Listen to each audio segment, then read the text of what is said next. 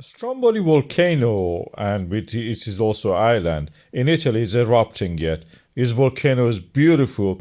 There is a term we call a Strombolian, and that is because it is a mild kind of eruption, hundreds of meters, long eruption of the cinders, lapilli, and some volcanic bomb like this one into the air, and relatively mild, and is continuous in a way.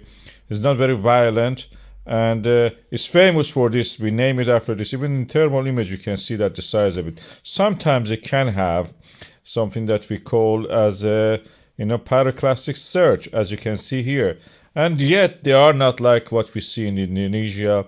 They're relatively safer than that. Of course, if you be on the course of it, it will be dangerous, but not as much. They don't travel long distance.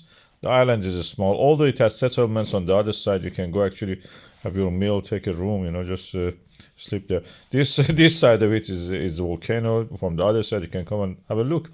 It's part of the Mediterranean, subduction of the African continent under the Eurasian plate, closing down the remnants of the Tethys Ocean, as you can see here, or Tyrrhenian Sea, what is it called now? It's an island, and there are models of it built now. I wish they were commercially available when I was in Italy to get this. These are beautiful. I will pay anything for these models of the Stromboli Island.